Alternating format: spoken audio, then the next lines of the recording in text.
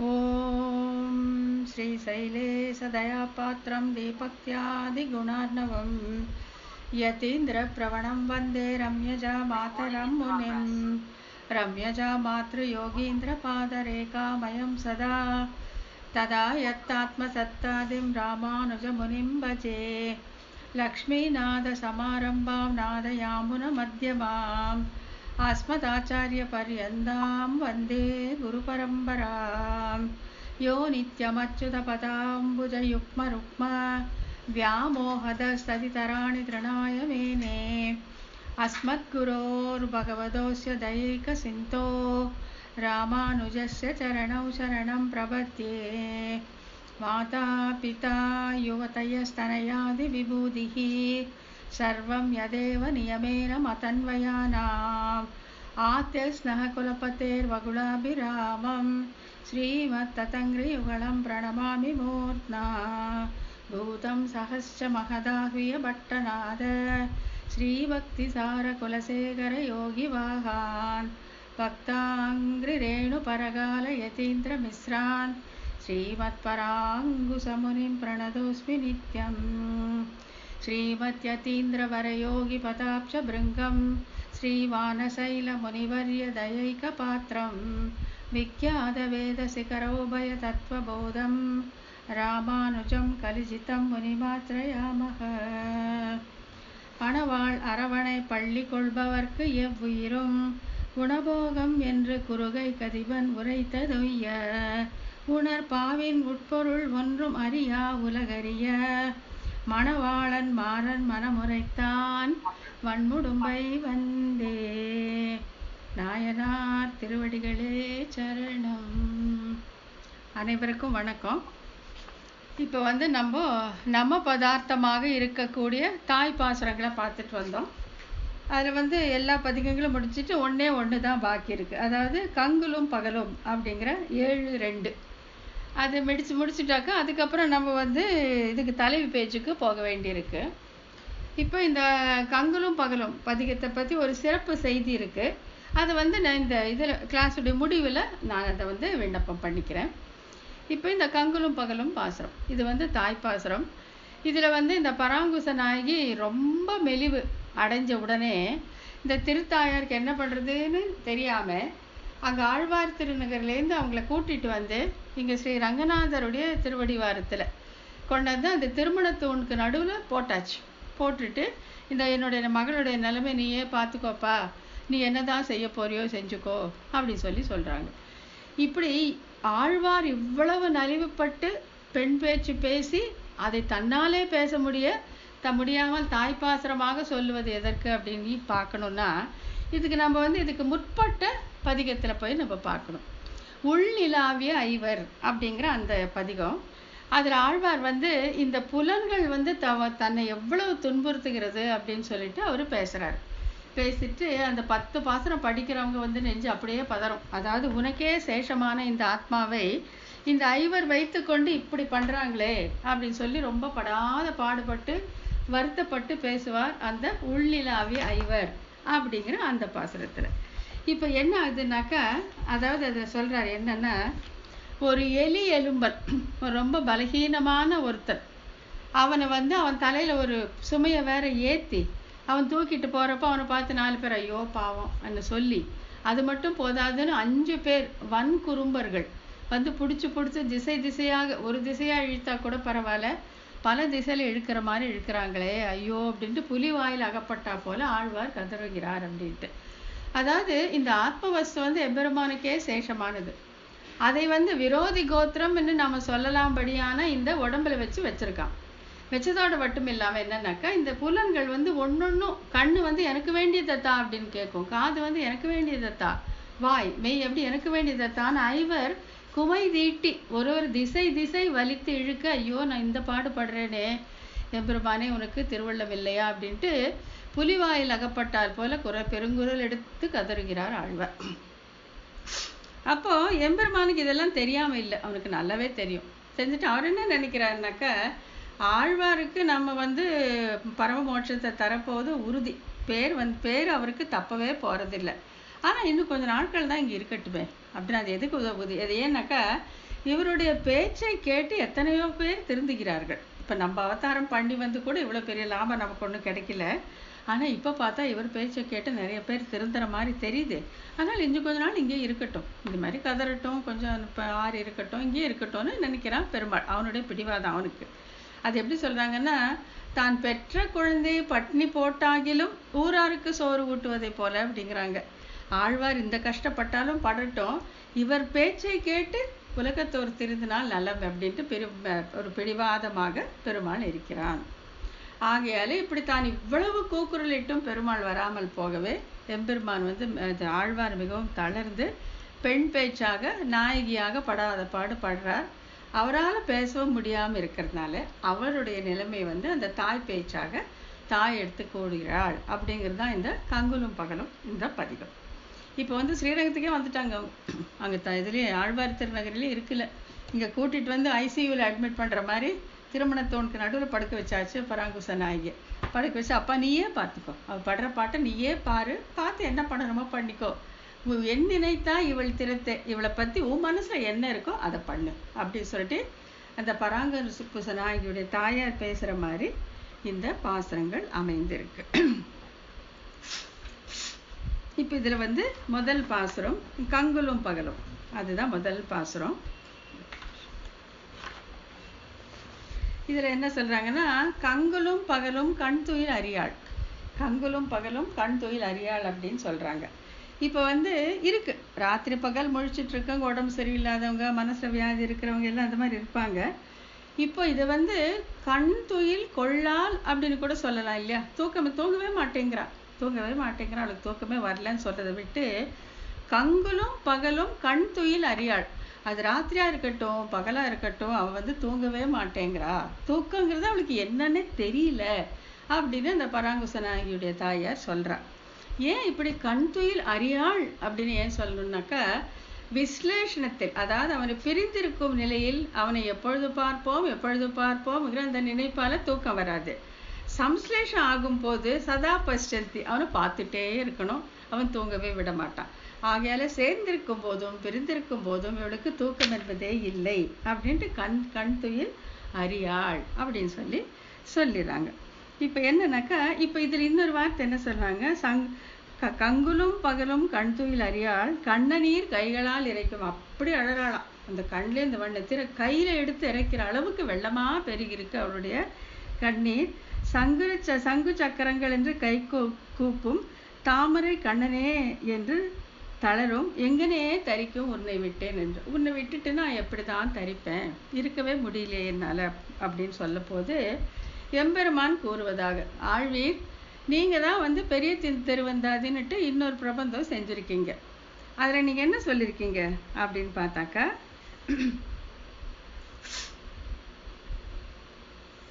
Car கலந்த mania, இந்த பாசுரம் வந்து புக்கை திருப்புனீங்கன்னா பின்னட்டையில பார்க்கலாம், பின்னட்டையில அதை பார்த்துக்கலாம். கார் கலந்த மேனியான் கை கலந்த ஆழியான் பார்க்கலந்த வல் வயிற்றினான் பாம்பின் அணையான் சீர்கலந்த சொல் நினைத்து போக்காரேல் சூழ்வினையின் ஆழ்துயரை என் நினைத்து போக்குவர் இப்போது அப்படின்னு சொல்லிட்டு, இதுவும் வந்து இதே நம்மாழ்வார் பெரிய திருவந்தாதியில் பண்ண பாசுரம். புக்கை திருப்பி பார்த்தீங்கன்னா பின்னால் இருக்கும், நம்ம பிரசாத் படத்துக்கு மேலே இருக்கும். அதனால கார்கலந்த மேனியான்னா ஸ்ரீராமனை நினைக்கிறார், கை கலந்த ஆழியான் பெருமாளை நினைக்கிறார், பார்க்கலந்த வல்வயிற்றினான் அந்த இது முழுங்க நடக்கிற கிருஷ்ணாவதாரத்தை நினைக்கிறாரு, பாம்பின் அணைனான் ஸ்ரீ ரங்கநாதனை நினைக்கிறாரு. இவர்களுடைய சீர்கலந்த சொல் நினைத்து, இவங்க பேசுற பேச்செல்லாம் எவ்வளோ இருக்கு, இதெல்லாம் வச்சு போக்காரேல் சூழ்வினையின் ஆழ்துயரை வேறு என்ன சொல்லி போக்குவார்கள். மக்கள் வந்து இந்த பேச்செல்லாம் பேசாம வேற எதை பத்தி பேசி தங்களுடைய துன்பங்களை போக்கிக் கொள்வார் அப்படின்ட்டு ஆழ்வாரே பேசியிருக்கார். கார்கலந்த மேனியானுடைய சீர்கலந்த சொல் நினைத்து அந்த மாதிரி சொல்லிட்டு, அந்த மாதிரி நீங்க யோசிச்சு பொழுது போக்குறது தானே, இப்போ ஏன் வந்து என்ன பார்க்கணும் நீங்க சொல்றீங்க அப்படின்னு கேட்குற மாதிரி எம்பெருமான் கேட்குறாரு. நீயே தானே பாடியிருக்கப்பா ஆழ்வீர், நீங்களே தானே பாடியிருக்கீங்க, கார்கலந்த மேனியான் கை கலந்த ஆழியான் நீங்களே பாடியிருக்கீங்க, சீர்கலந்து சொல் நினைத்து நீங்கள் பொழுது போக்கலாம் இல்லையா, இப்போ ஏன் வந்து வரலன்னு ஏன் சொல்றீங்க அப்படின்னு கேட்டா, அதுக்கு ஆழ்வார் சொல்லாரு, எப்போ பார்த்தாலும் நீ பேசுனது நினச்சே இருக்க முடியுமா எங்களால்? அப்பப்போ நடுவில் வர வேண்டாமா? பார்த்தா தானே எங்களுக்கு நல்லா இருக்கும். எப்போ பாரு நீ பேசுனதை நினச்சிட்டு எங்களால் இருக்க முடியுமா? முடியாது. அப்பப்போ நீ காட்சி தரணும், அதுதான் உனக்கு அழகு அப்படின்னு சொல்லிட்டு என்ன சொல்கிறாருன்னா, எப்பொழுதும் சீர்கலந்த சொல் நினையாதே, போக்கு ஒண்ணுமோ முடியுமா எங்களால்? முடியவே முடியாது. இடையிடையே காட்சி வேண்டாமோ, நடுவில் உன் திருமுகத்தை கொஞ்சம் காட்டிட்டு போகக்கூடாதா? அதாவது காணாது திரிதருவேன் கண்டுகொண்டேன் என்று இருக்க வேண்டாமா? காணாம தான் அலைஞ்சிட்டு இருந்தேன், ஆனால் இப்போ நான் கண்டுகொண்டேன் அப்படின்னு நான் சந்தோஷப்பட வேண்டாமா என்று பேசுவதற்கு இலக்கு கிடைக்காததாலே தரிக்கவில்லை அப்படின்னு சொல்கிறேன். நாங்கள் என்னவோ உன்னுடைய அந்த சீர்கலந்த சொல் நினைத்து தான் இருக்கோம், இல்லைன்னு சொல்லலை. ஆனாலும் அப்பப்போ நீ காட்சி கொடுத்தால் மிகவும் சிறப்பாக இருக்குமே, அதை எண்ணிதான் இப்பொழுது நான் இந்த மாதிரி கண்ண நீர் கைகளால் இறைக்கும் அப்படின்னு இருக்கேன் அப்படின்னு சொல்கிறேன் இந்த பராங்குச நாயகி. அப்புறம் இப்போ தாய் என்ன தாய் என்ன சொல்கிறான்னா, தாய் கடைசியில் என் நினைத்தா இவள் திறத்து என் செய்கின்றாயே, இவள் திறத்து என் செய்கின்றாயே இப்படிங்கிறது இது ஒரு ரொம்ப முக்கியமான ஒரு சொற்றொடர். அதாவது நம்ம என்ன பண்ணாலும் என்ன பண்ணாவா எது பண்ணினாலும் அவனையே உபாயமாக பற்றினாலும் கூட அவன் திருவுள்ள கருத்து எதுவோ அதுபடிதான் நடக்கும். ஆகையால் தான் இந்த தாய் கேட்குறா, இவள் திறத்துன்னு என்ன நினைத்திருக்கிறாய்? உன்னுடைய நினைவு என்ன? இவளை இப்படியே விட போகிறாயா, இல்லை இவளை ஆட்கொண்டு உன்னிடத்துல சேர்த்து கொள்ள போகிறாயா அப்படின்ட்டு. இப்போ இதே விஷயத்தை பரகால நாயகியுடைய தாயாரும் பேசுகிறாங்க. பரகால நாயகி யாரு அப்படின்னு பார்த்தீங்கன்னாக்கா திருமங்கை ஆழ்வார். திருமங்கை ஆழ்வார் பெண் பேச்சு பேசும்போது அது பரகால நாயகி. அங்கேயும் தாய் பேச்சு உண்டு, தோழி பேச்சு உண்டு, எல்லாமே உண்டு. அங்கே அந்த தாய் பரகால நாயகி இதே மாதிரி மயங்க கிடக்கிற நிலையில அந்த திருத்தாயார் அவரை திருவிடவெந்தை அப்படிங்கிற திவ்ய தேசம் மெட்ராஸ் பக்கத்தில் இருக்கு இல்லையா, மகாபலிபுரம் பக்கத்தில் பூவராக சுவாமி, அங்கே கூட்டிட்டு போய் படுக்க வச்சு, திருவிடவெந்தை எம்பிரானே இவள் திறத்தை என் நினைத்தா, இவளுடைய திறத்துல உன்னுடைய நினைவு என்ன அப்படின்னு கேட்கணும். திவளும் வெண்மதி அப்படின்னு துவங்கக்கூடிய அந்த பதிகத்துல. ஆகையாலே அந்த பராங்குச நாயகியாக இருந்தாலும் பரகால நாயகியாக இருந்தாலும் எம்பெருமானுடைய நினைப்பு இவர்கள் திறத்தில் என்ன அப்படிங்கிறத இந்த தாய்மார்கள் கேட்பதாக இருக்கிறது.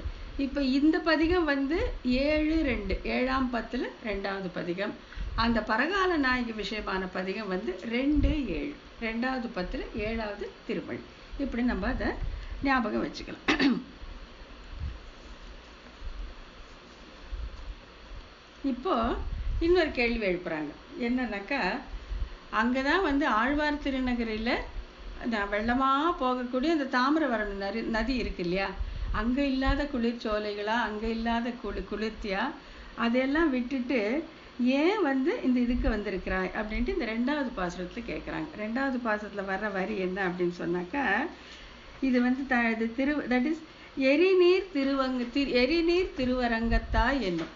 அதாவது காவிரியை பற்றி சொல்கிறாங்க. காவிரியில் விட அலை அடிக்குதாமா தண்ணி, எரிநீர் திருவரங்கத்தாய், அந்த கரையில் படுத்துட்டு இருக்கிற திருவரங்கனே அப்படின்னு சொல்லும்போது இங்கே ஒரு கேள்வி எழுப்புறாங்க.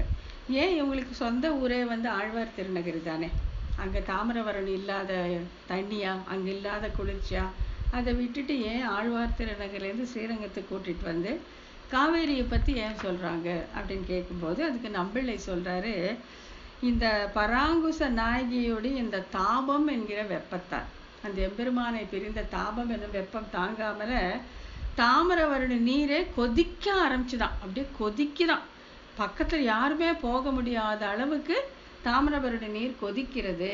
ஆகையால அங்கே எங்கே ஏற்கனவே இவ தாபத்தால் தகிக்கப்பட்டிருக்கா, கொதிக்கிற தண்ணீரில் போய் எப்படி முழுக முடியும் அப்படின்னு சொல்லிட்டு அவங்கள கூட்டிட்டு இங்கே காவேரி கரையில் படுக்க வச்சுருக்காங்க அப்படின்ட்டு இந்த 2வது பாசுரத்தில் சொல்கிறாங்க. என் செய்கின்றாய் என் தாமரை கண்ணா என்னும் கண்ணீர் மல்க விரிக்கும், என் செய்கின்றேன் திருவரங்கத்தாய் என்னும் வைத்து உயிர்க்கும் அப்படின்னு சொல்லிட்டு இது பெருமூச்சு விடுறா, இந்த பக்கம் பார்க்குறா, அந்த பக்கம் பார்க்குறா, ஒன்றுமே நினைவில்லாத மாதிரி படுத்துக்கிறா, இந்த மாதிரி பண்ணுறா. இவள் திறத்து நீ என் நினைத்தாய் அப்படின்னு சொல்லிட்டு இந்த 2வது பாசுரத்தில் கேட்குறாங்க. அப்புறம் 3வது பாசுரத்தில் என்ன கேட்குறாங்கன்னாக்கா, இதில் வட்கிழல், இவளுக்கு வெக்கமே இல்லைங்கிறாங்க அவங்க அம்மா. ஒரு பொண்ணு இப்படியா நடந்துப்பா, ஒரு பொண்ணுக்கு இருக்க வேண்டியதே இந்த அச்சம் மடம் நாணம் இல்லையா, அதில் அந்த வெட்கம்ங்கிறத நாணத்தையே விட்டு இந்த பெண் இப்படி செய்கிறாளே, நான் என்ன பண்ணுறது அப்படின்னு சொன்னால், அப்படி என்னதான் பண்ணுறான்னா, கட்கிலி காணவாராய் என்னும். அந்த 3வது லைனில் பார்த்தீங்கன்னா கட்கிலி காணவாராய். கட்கிலி அப்படின்னா கண்ணுக்கு இலக்கு ஆகாதவன், அந்தர்யாமி. கண்ணுக்கு இலக்கு ஆகாதவன் அப்படின்னு கட்கிலி. அந்தர்யாமிக்கு கட்கிலின்னு ஒரு பேர் உண்டு. அதையும் தவிர சாஸ்திரங்கள் என்ன சொல்லுது அப்படின்னு பார்த்தா, எம்பெருமான் வந்து இந்த மாம்சமயமான கண்களுக்கு இலக்காகவே மாட்டான் அப்படின்னு சொல்றாங்க. இந்த கண்களால, இந்த மாமிச கண்களால எம்பெருமானை நாம் காணவே முடியாது. ஆகையால அவன் கட்கிலி. அவன் கட்கிலின்னு ஆழ்வாருக்கு தெரியாதா என்ன? நல்லா தெரியும். ஆனாலும் காணவாராய் அப்படின்னு சொல்லி கூப்பிடுறாங்க.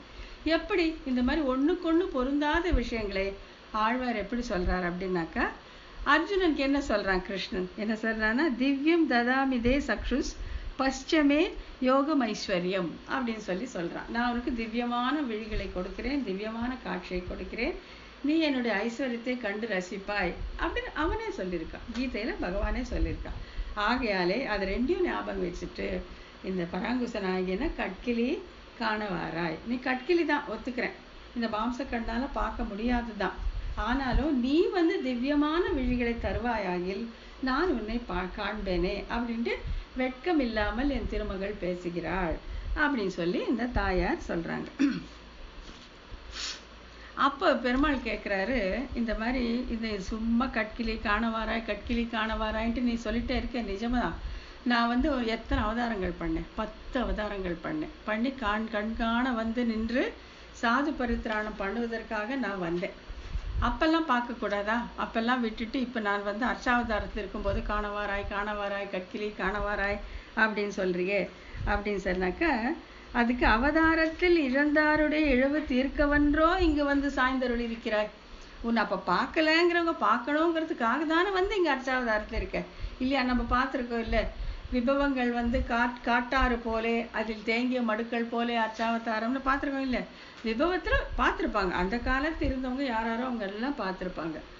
அப்போ பார்க்காத அந்த இழவு அவர்களுக்கு தீர்வதற்காகத்தானே நீ வந்து அர்ச்சையாக இங்கே கிடைக்கிறாய், அது உனக்கு ஞாபகம் இல்லையா அப்படின்னு சொல்லி பராங்குச நாயகி சொல்கிறான். விபவம் நீ பண்ணேன், பல அவதாரங்கள் பண்ண, இல்லைன்னு சொல்லவே இல்லை. அப்போ நான் இருந்தேனோ என்னவோ உன்னை பார்த்தேனோ என்னோ எனக்கு தெரியாது. அந்த பேரிழவு தீர, அந்த ஏக்கம் தீர்தானே நீ வந்து இங்கே அர்ச்சையிலே இருக்கிறாய், உன்னை வந்து நான் காண வராயின்னு கூப்பிடக்கூடாதா அப்படின்னு பராங்குச நாயகி கேட்பதாக இந்த பாசுரத்தில் இருக்கு. அடுத்த பாசுரம் 4வது பாசுரத்தில் ஒரு முக்கியமான விஷயம் என்ன அப்படின்னு சொன்னாக்கா, அதாவது இவங்க வந்து மயங்கி கிடக்குறாங்க இல்லையா? மயங்கி கிடக்குறாங்க, தன் நினைவே இல்லை, ஆனாலும் கைகூப்பி வணங்குகிறார். இதை வந்து 2 விதமாக எக்ஸ்பிளேஷன் கொடுக்குறாங்க. என்னென்னா, அதாவது தன் நினைவோடு இருக்கும்போது எப்படி அஞ்சலி செய்வாளோ அதே போல அவள் இந்த மயக்கமான நிலையிலும் அந்த பழக்கத்தாலே அஞ்சலி செய்கிறாள் அப்படிங்கிறது ஒரு நிர்வாகம். இன்னொரு நிர்வாகம் இது வந்து 24,000 படியில பெரியவாச்சான் பிள்ளை கொடுத்த நிர்வாகம். நம்மள என்ன சொல்றார் அப்படின்னா, அப்படி இல்லை, தன் நினைவோடு இருக்கும்போது இவள் கை கூப்பவே மாட்டாள். ஏன்னா கை கூப்பினா இவள் உபாயத்தில் ஈடுபடுகிறாள் என்று அவன் மனத்தில் சீற்றம் உண்டாகும் அப்படின்ட்டு தன் நினைவோடு இருக்கும்போது கை கூப்பவே மாட்டாளாமா. இப்போ மயக்கமாக இருக்கிறதுனால கை கூப்பி விட்டாள் அப்படின்னு 2 விதமான நிர்வாகம் சொல்றாங்க. உணர்த்தியில கை கூப்ப மாட்டாள். எனக்கா கை கூப்பினா அஞ்சலி செய்தாள்னா அவனால பொறுக்க முடியாது. உபாயத்தில் ஈடுபடுகிறாள் என்று அவன் சீற்றம் கொள்ளக்கூடும். கை கூப்புவது கூட உபாயம் என்று நினைக்கக்கூடியவன் அவன். அது கூட அவனுக்கு பிடிக்காது. கை கூட கூப்ப வேண்டாம், நீ தான் என் நினைவே நீ நினைத்திரு அப்படின்னு சொல்லியிருக்கா இல்லையா? ஆகையால 2 விதமாக நிர்வாகம் பண்ணுறாங்க. மயக்கமாக இருக்கும்போது அஞ்சலி செய்வது எதனால, உணர்த்தியில செய்த போது, நல்ல நிலையில் இருந்த போதே ஞாபகம் வச்சுட்டு தன்னிலை மறந்த போதும் செய்கிறாளுங்கிறது ஒரு நிர்வாகம். இன்னொரு நிர்வாகம் வந்து உணர்த்தியோடு இருக்கும்போது அவள் செய்யவே மாட்டா, இப்போ மயங்கிய நிலை இருக்கிறதுனால அவள் கை கூப்பி தொழுகிறாள் அப்படின்னு சொல்லிட்டு அப்புறம் இந்த பாசுரத்தில் வந்து தாயார் என்ன சொல்கிறாங்கன்னாக்கா, கடைசியில் வந்து சிட்டனே செழுநீ திருவரங்கத்தாய் இவள் திறத்து என் சிந்தித்தாயே அப்படின்னு சொல்லிட்டு சிட்டனே அப்படின்னு சொல்கிறாங்க. சிட்டனேனா சிரேஷ்டமானவன், மிகவும் உயர்ந்தவன், ரொம்ப நல்லவன், சிரேஷ்டமானவன், பெரிய ஒரு ஆள் அப்படின்னு சொல்லிட்டு இங்கே வந்து அதை பரிகாசமாக கிண்டலாக சொல்கிறாங்களாம். எப்படின்னா, பிரம்மஹத்தி செய்துவிட்ட ஒரு பிராமணன் மின்னும் வெள்ளை வெளேர் என்ற பூணூலோடும் கையில் பவித்திரத்தை தரித்து கொண்டு வேதம் சொல்லி கொண்டு போவது போல இருக்கிறது உன் செயல். செஞ்சதெனோ பிரம்மஹத்தி, ஆனால் போடுறதெனோ மிக உத்தமமான பிராமண வேஷம். பூணல் என்ன, கையில் பவித்திரம் என்ன, வாயில் வேதம் ஓதுறதுன்னா, ஆனால் செய்கிறதெல்லாம் பிரம்மஹத்தி. அந்த மாதிரி சொல்கிறான். நீ சொல்கிறதெல்லாம் சொல்கிற, ஆனால் அபலைகளுக்கு நீ இறங்கவே மாட்டேன்னு என்கிறாயே. அதனால சிட்டனே அப்படின்ட்டு கிண்டலாக சொல்கிறாளாம். அங்கே கிண்டலாக வந்து நீ மிகவும் சிரேஷ்டன் அப்படின்னு பெருமாளை சொல்லுவதாக இந்த பாசுரத்தில் காட்டி கொடுத்திருக்கிறார்கள். அப்புறம் வந்து நம்ம போகிறது வந்து 9வது பாசுரம். இதுதான் பெரிய நிர்வாகம் ஒன்று இருக்குது, அதை நம்ம பார்த்துக்கலாம். எப்படின்னா, அந்த பாசுரம் எப்படி போகுதுன்னா, என் திருமகள் சேர் மார்பனே என்னும் என்னுடைய ஆவியே என்னும் திருவயிற்றிடை நீ கொண்ட நிலமகள் கேள்வனே என்னும் அன்று ஊர் ஏழும் தழுவிக்கொண்ட ஆய்மகளுக்கு அன்பனே என்னும் தென் திருவரங்கம் கோயில் கொண்டானே தெளிகிலேன் முடிவு இவள் தனக்கே அப்படிங்கிறத பாசுரம். இதில் திருமகள் சேர் மார்பனே அப்படின்ட்டு பெரிய பிராட்டியை நினைக்கிறாங்க. நிலமகளையும் அப்புறம் வந்து மண்மகள் 3 பேரையும் நினைக்கிறாங்க. நினைச்சிட்டு இவங்களுக்கெல்லாம் நீ அன்பனாக இருந்தாய். இப்போ அதே நீ தானே வந்து இங்கே அதெல்லாம் எந்த காலத்துலையும் நடந்தது. ஆனால் இப்போ நீ நீ தானே, அதே எம்பெருமான் தானே, அந்த 3 பிராட்டிமார்களுக்கு அன்பனாக இருந்த நீயே தானே வந்து இங்கே திருவரங்கத்தில் பள்ளி கொண்டிருக்கிறாய். நீ வந்து இவளுக்காக என்ன செய்ய போகிறாய் அப்படிங்கிறது தான் இங்கே தாயாருடைய கேள்வியாக இருக்குது. இங்கே என் திருமகள் சேர் மார்வனே என்னும் அப்படிங்கிறதுக்கு 2 ஐதீகம் ரொம்ப அழகானது இருக்குது. அதை வந்து நான் இப்போ விண்ணப்பம் செய்கிறேன். முதல்ல வந்து இந்த சொற்றொடரை எடுத்துக்கோங்க, என் திருமகள் சேர் மார்வனே. இப்போ இந்த திருமகளை என் கூடவும் சேர்த்துக்கலாம், மார்பனை கூடவும் சேர்த்துக்கலாம். என் திருமகள் சேர் மார்பனே அப்படின்னு வச்சுக்கலாம். இல்லாட்டி என் திருமகள் சேர் மார்பனே அப்படிங்கிறது அந்த திருமகளை வந்து எண்ணுக்கு உடையதாக ஆக்கலாம், மார்பனைக்கும் உடையதாக ஆக்கலாம். பட்டர் என்ன சொல்வாரா, என் திருமகள், நாங்கள் திருமகள் வந்து எங்காள், நாங்கள் அவளோட கோஷ்டி, எங்களை எல்லாம் வந்து சீதனமாக அனுப்பிச்சிருக்காங்க. ஜீவாத்மாக்களை எல்லாம் சீதனமாக நாங்கள்லாம் பெரிய பிராட்டியாரோட அந்த புறத்தில் அவளுக்கு அந்தரங்கமாக இருக்கக்கூடியவர்கள். பிராட்டி எங்கள் ஜாதி, எங்கள் கோஷ்டி, என் திருமகள் அப்படின்னு சொல்லிட்டு, இப்போ நீ என் திருமகள் கிட்ட நீ வந்து திட்டு வாங்காமல் இருக்கணும்னு என்ன பண்ணணும், அழகிய மணவாளனாக இருப்பாயாக. அந்த எங்கள் கோஷ்டி இந்த ஜீவாத்மாக்களெல்லாம் நீ வந்து உதவி பண்ணியே ஆகணும், அவங்க பேச்சு கேட்டே ஆகணும். அழகிய மணவாளனாக இருப்பாயாக என் திருமகள் சேர் மார்வனே. அனந்தாழ்வான்கிற ஆச்சாரியர் வந்து தன் மகளுக்கே என் திருமகள்னு பேர் வச்சிருந்தாராம். திருமகளில் என் திருமகள்னே பேர் வச்சிருந்தாராம். ஆகையில அப்படிப்பட்ட என் திருமகள் எங்க கோஷ்டி ஆச்சா, அவள் சேர் மார்பனே, அவள் வந்து உன்னோட மார்பில் இருக்கா. அதனால உனக்கு தான் நாங்கள் ஃபேவர் பண்ணுறோம். அதனால வந்து நீ வந்து எங்களுக்கு அன்பனாக அழகிய மணவாளனாக இருக்கணும் அப்படிங்கிறது ஒரு நிர்வாகம். அப்படி இல்லாட்டி என் திருமகள் சேர் மார்வனே அப்படின்னு சொன்னாக்கா ஸ்ரீயபதி ஸ்ரீதரன் அவனுக்கே உரிய லட்சணம் திருமகள் சேர் மார்பன். அப்படி பார்த்தாலும் திருமகள் வந்து ஏன் உன் மார்பிலே இருக்க அகலகிலே நிறைவு பெற்றிருந்த புருஷகாரத்திற்காக, எங்களுடைய தோஷங்களை பார்க்கக்கூடாது என்பதற்காக அவள் அங்கே இருக்கிறார். ஸோ அப்படி பார்த்தாலும் நீ வந்து எங்களுக்கு உதவி செய்தே ஆக வேண்டும் அப்படின்ட்டு 2 விதமான நிர்வாகம். என் திருமகள் சேர் மார்வனே, என் திருமகள் சேர் மார்வனே அப்படி பிரித்து பட்டர் வந்து ரொம்ப அழகாக சொல்லுவாராம். இன்னொன்று அதை விட வசதியானது என்னன்னு சொன்னாக்கா, ஒரு முறை வந்து அதாவது பட்டரும் பெரிய ஞானவான், நஞ்சியரும் அப்படிதான். அந்த ஆச்சாரியர்கள் வந்து அவர்கள் ஒருத்தருக்கு ஒருத்தர் பேசிக்கிறது அந்த பரிமாறிக்கிறது பார்த்தாக்கா ரொம்ப பெரிய விஷயமா தெரியும் நமக்கு. பட்டர் யாரு, கூரத்தாழ்வானுடைய திருக்குமாரர், சிங்கக்குருகு அப்படின்னு சொல்லி ராமானுஜனால பாராட்டப்பட்டவர். ரொம்ப மிகவும் மிக மிக மிக ஒரு ஞானவான் அவர். நஞ்சியர் யாருன்னு பார்த்தீங்கன்னா, அவர் வந்து மேல்கோட்டில் இருந்த ஒரு அத்வைத சித்தாந்தி, பெரிய புகழோடும் பேரோடும் செல்வத்தோடும் இருந்தவர். அவரை வந்து பட்டர் போய் திருநெடுந்தாண்டகம் விளக்கம் சொல்லி அவரை கூட்டிட்டு வந்துடுறாரு. அவர் வந்து அந்த அத்வைத சித்தாந்தத்தை விட்டுட்டு விசிஷ்டாத்வைத்தத்தை தழுவி ஸ்ரீ வைஷ்ணவ சன்னியாசியாக ஆகிவிட்டார். பட்டருக்கு வயசு சின்னது, அவரை விட மூத்தவர் நஞ்சியர். இருந்தாலும் பட்டர் ஆச்சாரியராகவும் நஞ்சியர் வந்து சிஷ்யனாகவும் இருக்கிறார். அவங்க ஒருத்தருக்கு ஒருத்தர் பேசிக்கிறது ரொம்ப அழகாக இருக்கும். அந்த சம்வாதமெல்லாம் ரொம்ப அற்புதமாக இருக்கும். அப்போ ஒரு நாள் என்ன பண்ணுறாங்கன்னாக்கா, பட்டர் வந்து பிரசாதப்பட்டுட்டு இருக்கார், சாப்பிட்டுட்டு இருக்காரு. அப்போ வந்து அவர் வந்து நஞ்சியரை வந்து சேவிக்க சொல்லி, இந்த பாசுரங்களை சேவிக்க சொல்லி கேட்டுகிட்டே சாப்பிடுவார். சாப்பிடும்போது அவர் என்ன பண்ணுறாரு, நஞ்சியர் வந்து இந்த மாதிரி படிக்கிறார். என் திருமகள் சேர் மார்பனே என்னும் என்னுடைய ஆவியே என்னும் அப்படின்னு சேர்த்து படிக்கிறார். அதாவது என் திருமகள் சேர் மார்பனே என்னும் என்னுடைய ஆவியே என்னும் அப்படி படிக்காம ஒரே லைனாக என் திருமகள் சேர் மார்பனே என்னும் என்னுடைய ஆவியே என்னும் அப்படின்னு படித்த உடனே சாப்பிட்டுட்டு இருந்த பட்டர் வந்து அப்படியே ரங்கநாதா அப்படின்னு பெருங்குரல் எடுத்து சொல்லிட்டு அப்படியே விழுந்துடுறாரு, மயக்கடிச்சு விழுந்துடுறாரு.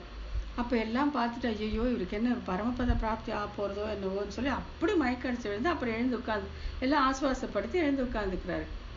அப்போ கேட்குறாங்க, என் சாமி என்னதான் ஆச்சு உங்களுக்கு, ஏன் இப்படி மயக்கம் போட்டு விழுந்துட்டீங்க, நான் சும்மா சேவிக்கு தானே செய்தேன் அப்படின்னா, அப்படி இல்லை, இந்த மாதிரி ஒரு அர்த்த விசேஷம் இத்தனை நாள் என் மனசில் படலையே, இவரை நஞ்சியர் சொன்ன உடனே பட்டுச்சே அப்படின்னாக்கா. இப்போ எப்படி அவரை பட்டர் எப்படி எக்ஸ்பிளைன் பண்ணுறாருனாக்கா, என் திருமகள் சேர் மார்பனே என்னும், இது வந்து தாய் பேச்சில் கேட்டு பாருங்க, மகள் சொல்கிறா திருமகள் சேர் மார்பனே என்னும் என்னுடைய ஆவியே என்னும், இப்படியெல்லாம் சொல்கிறா, இப்படி சொல்கிறான்னு சொல்லிட்டே வராங்க. இப்போ நீங்கள் சேர்த்து படிக்கும்போது என் திருமகள் சேர் மார்பனே என்னும் என்னுடைய ஆவியே என்னும் அப்படின்னு சேர்த்து விடாமல் படிக்கும்போது என் திருமகள் சேர் மார்பனே என்னும் அப்படிங்கிறது என்னும்படியான அப்படின்னு ஒரு அர்த்தம் இருக்கு. என்னும்படியான அப்படின்னு என்னும் அவ சொன்னாங்கிற மாதிரி இல்லாமல் என்னும்படியான அப்படி பார்த்தீங்கன்னாக்கா, என் திருமகள் சேர் மார்பனே என்னும்படியான என்னுடைய ஆவியே அப்படின்னாக்கா அந்த அர்த்தம் வந்து பட்டர் மனசில் படுதான். அதாவது என் திருமகள் சேர் மார்பனே என்னும்படியான என் ஆவியே என் உயிரே அப்படின்னாக்கா அந்த மிதுனம் தான் எனக்கு உயிர். மிதுனம்னா சேர்த்தி, எம்பெருமானும் பிராட்டியும் சேர்ந்திருக்கக்கூடிய அந்த சேர்த்தி, அதுதான் என்னுடைய ஆவி. அப்படியல்லவா நான் நினைக்க கடவன் அப்படின்னு சொல்லிட்டு அவர் அப்படியே மயக்கம் வந்து விழுந்துடுறாரு. என்னுடைய திருமகள் சேர் மார்பனே என்னும் என்னுடைய ஆவியே என்னும் அப்படின்னு கொண்டு போகும்போது என்னுடைய திருமகள் சேர் ஆவியே என்னும்படியாக இருக்கக்கூடிய, என் திருமகள் சேர் மார்பனே என்னும்படியாக இருக்கக்கூடிய என் ஆவியே, நீங்க ரெண்டு பேரும் சேர்ந்து இருக்கிற அந்த சேர்த்தி தான், அந்த மிதுனம் தான் எனக்கு ஆவி. அதாவது என்னோட ஆவி, என்னுடைய ஆத்மா, என்னோட உயிரே அதுதான் அப்படின்னு பட்டருக்கு அந்த மாதிரி தோணிருக்கு. நஞ்சியர் அப்படி ஒரு கண்டினியூஸா படிச்ச உடனே, அதாவது என் திருமகள் சேர் மார்பனே என்னும் என்னுடைய ஆவியே என்னும் அப்படி படிக்காம என் திருமகள் சேர் மார்பனே என்னும் என்னுடைய ஆவியே என்னும் அப்படின்னு படிச்ச உடனே அந்த விசேஷமான அர்த்தம் வந்து பட்டருடைய மனசுல பட்ட உடனே, ரங்கநாதா இந்த மாதிரி அர்த்தம் எனக்கு இத்தனை நாள் படவே இல்லையே, இப்படி பட்டதுன்ட்டு அவர் அப்போ உடனே மயக்கம் வந்து விழுந்துடுறாரு அப்படின்ட்டு. அதுதான் இந்த பாசுரத்தோட தனி சிறப்பு. அதுதான் இது வந்து நிறைய இடத்துல ஐதீகங்கள்ல வரும். அதாவது என் திருமகள் சேர் மார்பனே என்னும் சொல்லப்படுவதான என் ஆவியே, என்னும் அப்படிங்கிறதுக்கு என் மகள் சொன்னாள் அப்படின்ட்டு தான் அங்கே தாயார் சொல்லிட்டு இருக்கா. ஆனா அந்த எண்ணம் அப்படிங்கிறதுக்கு சொல்லப்படுகிற அப்படின்னு ஒரு அர்த்தம் வச்சுட்டா, என் திருமகள் சேர் மார்பனே என்று சொல்லப்படுகிற என் ஆவியே என் உயிரே அப்படின்னு வந்த உடனே அந்த மிதுனம் என்றோ அந்த சேர்த்தி என்றோ எம்பெருமானும் பெருமாளும் ஒன்றாக இருக்கக்கூடிய அந்த சேர்த்தி அல்லவோ எனக்கு உயிர் அப்படின்னு நினைச்சு அந்த விசேஷ அர்த்தம் மனசுல பட்ட உடனே பட்டர் வந்து மயக்கமாக விழுந்து விட்டார் அப்படின்னு சொல்லப்படுகிறது உண்டு. அதுதான் வந்து இந்த ரொம்ப விசேஷமானது. இந்த குறிப்பிட்ட பாசுரத்தை படிக்கும் பொழுது நினச்சிக்கணும், என் திருமகள் சேர் மார்பனே என்னும் என்னுடைய ஆவியே என்னும் அப்படிங்கிறது இங்கே வந்துடுது. அடுத்திருந்து 11 பாசுரமான அந்த நிகமன பாசுரம். நிகமன பாசுரம் என்னன்னாக்கா, இங்கே வந்து இப்போ இந்த இதில் வந்து இப்போ என்ன ஆகுது, கடைசியில் பெருமாள் வந்தானா இல்லையா, இவ்வளோ தூரம் தாய் பாசுரம் பேசின பிறகு எம்பெருமான் வந்தாரா இல்லையா அப்படின்னு யோசிக்கும் போது எம்பெருமான் வந்து முகம் காட்டினான் என்றே கொள்ளப்படுகிறது.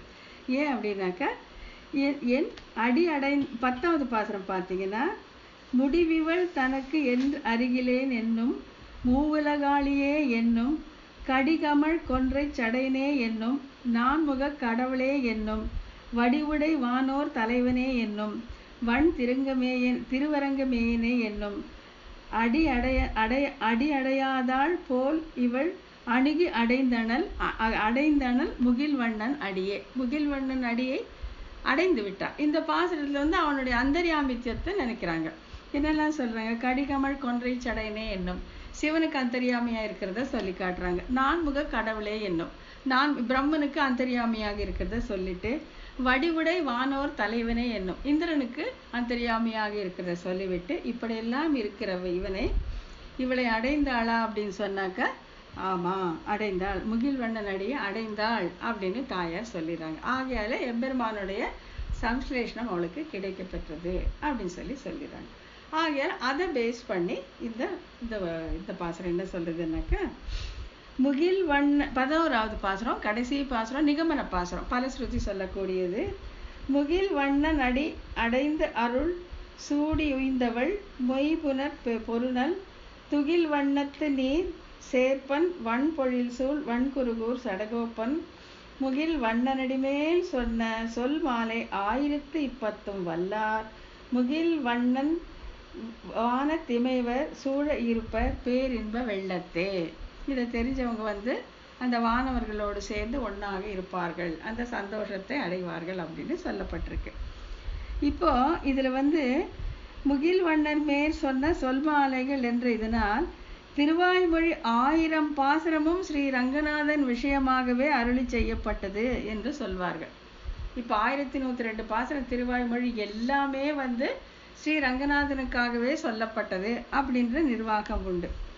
அப்போ அது ஏன்னாக்கா, வான் திகழ் சோலை மதிலரங்கர் வன்புகழ் மேல் ஆன்ற தமிழ்மறைகள் 1000மும் ஈன்ற முதல் தாய் சடகோபன் மொயம்பால் வளர்த்த இதத்தாய் ராமானுசன் அப்படிங்கிற தனியனே இருக்கு. ஆகையால இந்த வன்புகழ் அரங்கர் மேல் தான் இந்த 1000மும் சொல்லப்பட்டிருக்கு அப்படின்னா, அப்போ பல திவ்ய தேசங்களை பற்றி பேர் வருது அப்படின்னு சொன்னது எப்படின்னாக்கா, பெரிய பெருமாள் திருவடிகளே திருவாய்மொழி 1000மும் சொல்லிற்றாயிற்று. பெரிய பெருமாளுக்காக தான் சொன்னார். சொல்லிட்டு திருமோகூருக்கு இந்த 10, திருவேங்கடத்துக்கு 10ன்னு இப்போ நெல்லை கொட்டி ஒரு இடத்துல வச்சுட்டு, இந்த ஊருக்கு கொஞ்சம், இந்த ஊருக்கு கொஞ்சம், இந்த ஊருக்கு கொஞ்சம் அது கொடுக்குற மாதிரி 1000 பாசுரங்களையும் இது ஸ்ரீரங்கத்தில் ஒரு ரங்கநாதருக்கே கொடுத்து விட்டு, திருமோகூர் திவ்ய தேசத்துக்கு இவ்வளவு, திருவேங்கடத்துக்கு இவ்வளவு அப்படின்னு கொடுத்த மாதிரி ஆழ்வார் கொடுத்தார் அப்படின்னு சொல்றாங்க. திருமோகூருக்கு இந்த 10, திருவேங்கடத்திற்கு இவை 10 என்று பிரித்து கொடுத்தது இத்தனை. அப்படிதான் கொடுத்தாங்க. பாடினது என்னவோ ஸ்ரீ ரங்கநாதன் திறத்தில் தான். அப்படின்னா பெருமாள் திருப்பலகையில் அமுதுபடியிலே மற்ற திருப்பதிகள் நாயன்மார்களுக்கும் அளந்து கொடுக்குமா போலே என்று பிள்ளை அருளி செய்வர். அதான் அமுதுபடினாக்கா இது சாப்பாட்டுக்கான நெல்லு தான். இப்போ நெல் மொத்தமாக விளைஞ்சது மொத்தமாக கொண்டாந்து இங்கே ரங்கநாதனுடைய திருமுற்றத்திலே கொட்டிட்டு, திருவேங்கடத்துக்கு இத்தனை, திருமோகூருக்கு இத்தனை, ஆழ்வார் திருநகருக்கு இத்தனை, கேரளா திவ்ய தேசத்துக்கு இத்தனைன்னு பிரித்து கொடுத்த மாதிரியாக எல்லா பாசுரங்களையும் வந்து இங்கே ரங்கநாதன் திருத்திலே பாடிவிட்டு அதை வந்து 10 எல்லா இடத்திற்கும் 10ஓ 100ஓவாக பிரித்து கொடுத்தார் அப்படின்னு சொல்லப்படுது. அதுதான் வந்து இந்த கங்குலும் பகலுமுடைய அந்த நிகமன பாசுரம். இத்தோடு வந்து நமக்கு நம்ம பதார்த்தத்திலே இருக்கக்கூடிய அந்த தாய் பாசுரங்கள் வந்து ஒரு முடிவுக்கு வந்து விடுகிறது. இப்போ என்னன்னு சொன்னாக்க, இப்போ இதுக்கு மேலே வந்து நம்ம பார்க்க வேண்டியது தலைவி பாசுரங்கள். அந்த தலைவி பாசுரங்களில் வந்து முதல் 4 வந்து தூது அப்படிங்கிற இதில் வருது.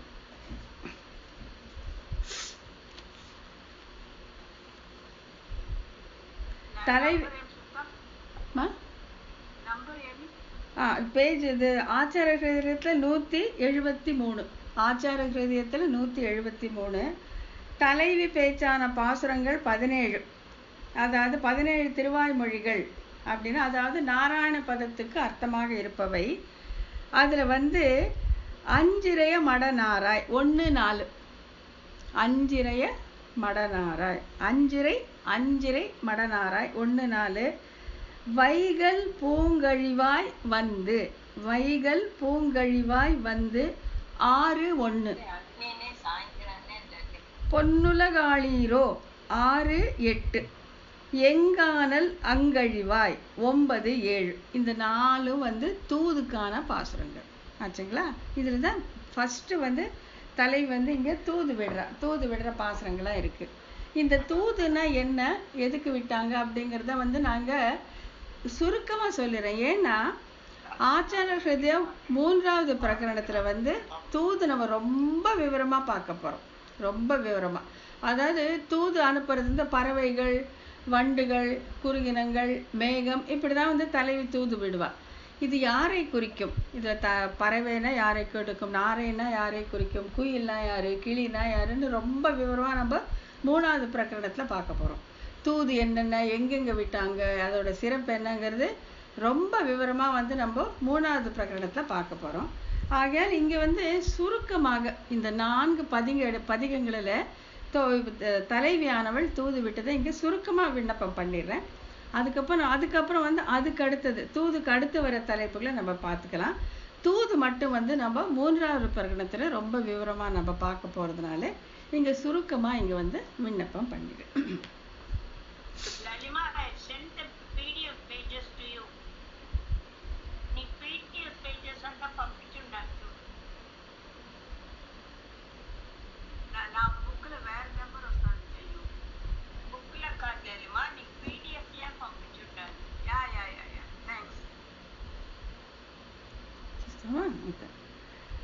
அதாவது இந்த தூது பாசுரம் என்ன அப்படிங்கிறத இங்கே சொல்லிடுறேன். அதாவது நாயகி பாசுரமாக இருக்கிற இத்திருவாய்மொழியில் சில பறவைகள் தூது விடப்படுகின்றன.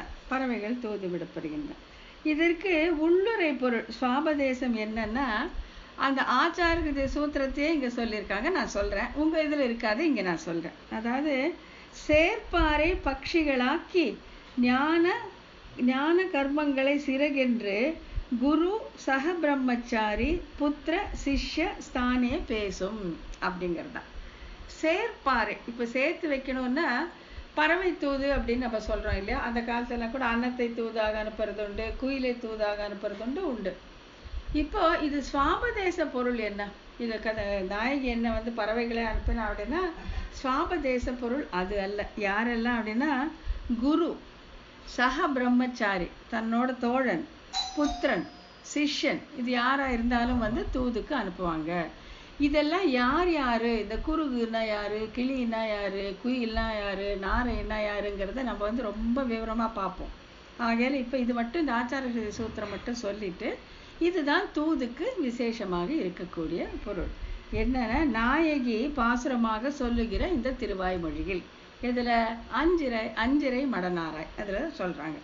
அதில் வந்து முதல் 10 4ஆம் திருவாய்மொழி தான் இந்த அஞ்சிரை மடனாராய் அப்படிங்கிறது. நாயகி பாசுரமாக சொல்லுகிற இத்திருவாய்மொழியில் சில பறவைகள் தூது விடப்படுகின்றன. இதற்கு உள்ளுரை பொருள் சுவாபதேசம் என்னவென்றால் சேர்ப்பாரை பட்சிகள் ஆக்கி. சேர்ப்பார்னா யாரு, இந்த நாயகனையும் நாயகியும் யார் சேர்த்து வைப்பார்களோ அவர்களை பட்சிகளாக்கி. ஏன் பட்சிகளாக்கினா பட்சி வந்து அந்த 2 ரெக்கை வச்சுட்டு தானே பறக்கும். ஆகையில ஞானமும் அனுஷ்டானமும், நல்ல ஞானமும் இருக்கணும், நல்ல அனுஷ்டானமும் இருக்கணும். அப்படிப்பட்டவர்கள் அந்த 2 ரெக்கையை வச்சுட்டு பறவை எப்படி பறக்கிறதோ அதே போல ஞான அனுஷ்டானம் நன்றாக இருப்பவர்கள் தான் வந்து இந்த ஜீவனை கொண்டு பரமாத்மாவிடம் சேர்க்கக்கூடிய அந்த திறமை பெற்றவர்கள். ஆகையால தான் இதற்கு உள்ளுரை பொருள் என்னன்னா சேர்ப்பாரை பட்சிகளாக்கி, இந்த சேர்த்து வைக்கிறாங்க இல்லையா, பட்சிகளாக்கி ஞான கர்மங்களை சிறகென்று, ஞானமும் அனுஷ்டானமும் சிறகாக வைத்து யாரெல்லாம்னா குரு ஆச்சாரம் சேர்த்து வைக்கலாம், சக பிரம்மச்சாரி தன்னை போல ஒரு சாலை மாணாக்கராக இருப்பவர்கள் சேர்த்து வைக்கலாம், புத்திரர்கள் பிள்ளைகள் சேர்த்து வைக்கலாம், சிஷ்யர்கள் சேர்த்து வைக்கலாம். இவர்கள் தான் இந்த சேர்ப்பார் அப்படிங்கிற கேட்டகரியில் வரும். இவங்களை தான் வந்து இந்த பராங்குச நாயகி தூதுவிட போகிறார். இந்த 4 பதிகங்களிலும் தூதுவிட போகிறார். இப்போ நம்ம சுருக்கமாக பார்த்துட்டு அப்புறமா நம்ம விவரமாக பார்க்க போகிறோம். என்று ஆச்சார ஹிருதயத்தில் அருளி செய்யப்பட்டுள்ளது. பகவத் விஷயத்தில் அன்வயிப்பிக்கும் அவர்களே பட்சிகளாக பிரதிபத்தி பண்ணுகிறது. அதாவது பகவத் விஷயத்தில், பெருமாளை பற்றின விஷயத்தில், அவர்கள் அடியார் விஷயத்தில் வந்து யார் நம்மளை கொண்டு போய் அன்வயிப்பிக்கிறார்களோ, யார் அதில் வந்து நம்மளை சேர்த்துறாங்களோ, அதில் வந்து ஒரு ஆசை ஆர்வம் பிறக்கும்படி செய்கிறார்களோ அவர்கள் தான் இங்கே பட்சிகளாக சொல்லப்படுகிறார்கள். அப்புறம் பறவையானது 2 சிறகுகளாலே எப்படி உயர்கதியை அடைகின்றதோ அப்படியே ஞானம் அனுஷ்டானங்களினால் உயர்கதி அடைகிறார்கள் இவர்கள். அந்த ஞானமும் இருக்கணும், அனுஷ்டானமும் இருக்கணும். சொல்றது ஒன்று செய்கிறது ஒன்றா இருக்கக்கூடாது. சொல்றதெல்லாம் நல்லதாக சொல்லிட்டு செய்கிறது வேறையாக இருந்தால் பிரயோஜனம் இல்லை. ஞானம், அறிவு, தியரி அண்ட் ப்ராக்டிக்கல்னு வச்சுக்கலாம். ஞானம்னா தியரி தெரிஞ்சுக்கிறது, அனுஷ்டானம்னா ப்ராக்டிக்கல். நான் என்ன தெரிஞ்சிட்டேனோ அதை மாதிரியே நடந்துக்கணும். அதை தான் அந்த பறவைகளுடைய 2 ரெக்கைகளாக இங்கே உருவகப்படுத்துகிறார்கள். ஆகையாலே ஞான அனுஷ்டானங்களில் உயர்ந்த கதியை அடைவார்கள் யாரு? இந்த பறவைகளாக விவரிக்கப்பட்டவர்கள். ஆச்சாரியர்கள் என்ன, உடன் கல்வி பயிர்பவர்கள் என்ன, புத்திரர்கள் என்ன, சிஷ்யர்கள் என்ன ஆகிய இவர்கள் தூது விடப்படுகிறார்கள் அந்தந்த இடங்களுக்கு ஏற்ப. இதுதான் தூதுங்கிறது என்ன அப்படிங்கிறது. நம்மளுடைய சம்பிரதாயத்தில் தூதுன்னா என்னன்ட்டு இதை தான் பரகால நாயகி, பராங்குச நாயகி 2 பேருமே செய்வாங்க. இப்போ பரகால நாயகி 5 இடங்கள்ல தூது விடுறாங்க. அதாவது எம்பெருமான் 5 நிலைகள்ல இருக்கான்னு பார்த்துருக்கோம் இல்லையா? பரத்வம், வியூகம், விபவம், அந்தர்யாமி, அர்ச்சை. இந்த 5 நிலைகளுக்கும் அவர்கள் பரகால நாயகி தூது விடுகிறார். இதை நம்ம 3ஆம் பிரகடனத்தில் ரொம்ப விவரமா பார்ப்போம். நீங்க சுருக்கமா எந்தெந்த நிலைகளுக்கு தூது விடுகிறார் அப்படிங்கிறத பார்த்துடலாம். திருவாய்மொழியில் தூது விடும் பதிகங்கள் 4 இப்போ நான் படிச்சு காமிச்சேன் பார்த்தியா? அந்த 4 என்னென்ன? அஞ்சிரை மடனாராய், இதுதான் ஃபர்ஸ்ட். அடுத்தது வைகல் பூங்கழிவாய், நம்பர் 2. அப்புறம் பொன்னுலகு ஆளீரோ, நம்பர் 3. அப்புறம் எங்கானல் அங்கழிவாய், எங்கானலங்கழிவாய், எங்கானலங்கழிவாய். இந்த 4 பதிகங்களும் தூது விடக்கூடிய பாசுரங்கள். பரகால நாயகி தூது விடும் பாசுரங்கள் இந்த 4 பதிகங்கள், 4 திருவாய்மொழி. இதுல தம்பிழையும் சிறந்த செல்வமும் படைத்த பரப்பும் தமரோட்டை வாசமும் மரப்பித்த க்ஷமாதீக்ஷண்ய சௌந்தர்யாதிகளை உரைக்கும் வியூக, விபவ, பரத்வ, அந்தர்யாமிகள் தூது 4க்கு விஷயம். இதுவும் ஆச்சாரிய கிருதய சூத்திரம் தான், நம்ம பின்னால பார்ப்போம். அதில் தான் எதுக்கெல்லாம் தூது விட்டாங்க அப்படின்னு சொல்லப்பட்டிருக்கு என்று ஆச்சாரிய ஸ்ரீ சுக்தியும் அதன் வியாக்கியானமும் இங்கே உணரத்தக்கவை. இது நம்ம பின்னால பார்க்க போறோம். அப்போ வியூகத்திலே தூது விடுவது, எம்பெருமானுடைய வியூக நிலை, அதாவது அவன் பார்க்கடலை படுத்திருக்கான் இல்ல, அங்க தூது விடுகிற அந்த பதிகம் எதுனா அஞ்சிரை மடநாராயிலே அதில் விடுறாங்க. யூகத்திலே தூது விடுவது அஞ்சிரை மடநாரையில். அப்புறம் விபவத்தில் தூது வைகல் பூங்கழிவாய், வைகல் பூங்கழிவாய் அப்படிங்கிற அந்த பதிகத்தில் எங்க தூது விடுறாங்க? விபவத்துக்கு தூது விடுறாங்க. பரத்வத்திலும் அந்தர்யாமித்துவத்திலும் தூது விடுவது பொன்னுலகாளீரோ. பரத்வமும் அந்தர்யாமித்துவம் 2த்துக்குமே சேர்ந்து பொன்னுலகாளீரோ அப்படிங்கிற அந்த பதிகத்திலிருந்து தூது விடுறாங்க. அர்ச்சையில் தூது விடுவது எங்கானல் அங்கழிவாயில், எங்கானல் அங்கழிவாயில் அப்படிங்கிற பதிகத்தில் அவங்க அர்ச்சைக்கு தூது விடுறாங்க. இதுதான் தூதுக்கு விஷயம். இதுதான் இந்த 5 நிலைகளுக்கு 4 பதிகங்கள்ல இந்த பராங்குச நாயகி தூது விடுகிறார் அப்படிங்கிறத முக்கியமா பார்த்துலாம். இப்போ தலைவி பேச்சாக இருக்கக்கூடியது 17 பதிகங்கள். அந்த 17 பதிகங்கள்ல இப்போ 4 நமக்கு போயிடுது. ஏன்னா தூது நம்ம இதுல பார்த்துக்க போறோம். 3ஆம் பிரகரணத்துல ரொம்ப விவரமா பார்க்க போறோம். ஸோ அது விட்டுட்டா மீது 13 இருக்கும். 13 பதிகங்கள் அதை நம்ம பார்த்துக்கலாம். அதுதான். அதனால இங்க தூது என்னன்ட்டு எனக்கு அது வருது இல்லையா முதல்ல. ஆகையால் அது சுருக்கமா சொல்லிட்டு அதுக்கு மேல நம்ம அதுக்கு மேல உள்ள பதிகங்களை நம்ம பார்த்துக்கலாம் அப்படின்னு சொல்லி இது வரைக்கும் சொல்லி வச்சிருக்கிறோம்.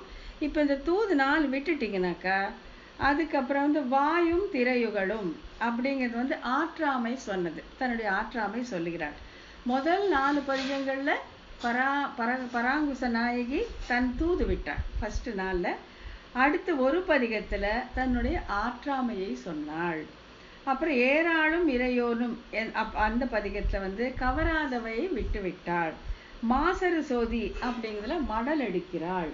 அப்புறம் ஊரெல்லாம் துஞ்சி என்கிற அந்த பதிகத்திலே கண் புதைய போக்கற்று இருந்தாள். எங்கனேயோ அன்னை மீர்காள் என்கிற பதிகத்திலே உரு நெஞ்சில் எழ இருந்தது.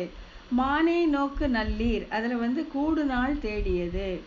மின்னிடை மடவார்ல தாழ்ந்ததுக்கு ஊடியது. வெள்ளை சுரிசங்கு என்பது உசா துணையற்று வாடியது. ஏழையர் ஆவி உண்ணும் என்கிற பதிகத்துல சூழவும் பகைமுகம் செய்தது. நங்கள் வரிவளை என்கிற பதிகத்திலே தடை நில்லாதே இருந்தது. இன்னுயிர் சேவல் என்கிற பதிகத்தில் புயக்கற்றது, மல்லிகை கமழ் தென்றல் அதில் மாலையும் காலையும் பூசலிடுவது, அந்த ரெண்டுத்துலேயுமே மல்லிகை கமழ் தென்றல் மற்றும் வேய்மரு தோளினை அதில் மாலையும் காலையும் பூசலிடுவது. மொத்தம் 17 திருவாய்மொழியில் அது தலைவி பாசுரமாக இருக்கிறது. பராங்குச நாயகி பேசுகிற பேச்சாக இருக்கிறது. அதில் 4 தூதுக்கு போயிட்டாக்கா மீதி 13 நம்ம பார்க்கணும். அது அடுத்த வகுப்பில் நம்ம பார்த்துக்கலாம். இப்போ முக்கியமாக நான் சொல்ல நினைச்சது என்ன அப்படின்னு சொன்னாக்கா, அதாவது என்ன நான் முதலே சொல்ல வந்தது என்னன்னு சொன்னாக்கா, இந்த கங்குலும் பகலும் இந்த பாசுரங்கள் லல்லி அக்கா அவர்கள் ஒரு கிட்டத்தட்ட ஒரு 40 வருஷத்துக்கு முன்னாலேயே பாடியிருக்காங்க. பாடி அப்போ வேலுக்குடி வரதாச்சாரியார் சுவாமி இருக்கார் இல்லை, ஸ்ரீ உபயவேத இப்போ இருக்க வேலுக்குடி கிருஷ்ணசுவாமியுடைய தகப்பனார், அவருடைய முயற்சியில் நடந்தது. அக்கா அந்த கங்குலும் பகலும் பதிகம் பாடி உஷா நாராயணன் அப்படிங்கிறவங்க அதுக்கு அபிநயம் பண்ணாங்க. இது நடந்தது கிட்டத்தட்ட இருக்கும், என்னுடைய ஒப்பீனியன் 40-45 வருஷத்துக்கு முன்னால் நடந்தது. அது எதுக்காக இப்போ முக்கியமாக சொல்ல வந்தேன்னா, அரியா காலத்து அடிமை செய்துன்னு சொல்லுவாங்க. அரியா காலத்து என்னை அடிமை கொண்டாயிட்டு அப்போ அக்கா நினச்சி கூட பார்த்துருக்க மாட்டாங்க. இந்த மாதிரி என் தங்க பின்னால் பேசுவா, கங்குலும் பகலும் நாங்கள் விவரமாக பார்ப்போம், என் திருமகள் சேர் மார்வனை என்னும் வேணா ரொம்ப விளக்கமாக கேட்போம். அப்போ அக்கா நினச்சே பார்த்துருக்க மாட்டாங்க. ஆனால் என்னென்ன எம்பெருமானுடைய திருவுள்ள அப்போவே அவங்கள பாட சொல்லி கேட்டுட்டார். பாட சொல்லி கேட்டது ஒரு ரொம்ப அது அந்த பொருத்தத்தை நினச்சி பார்க்கும்போது ஆச்சரியமாக இருக்குது. அரியா காலத்து என் கண் அன்பு செய்வித்து அப்படின்னு சொல்லிட்டு 1985 சொன்னாங்கன்ட்டு அது ரொம்ப ஆச்சரியமாக இருந்தது.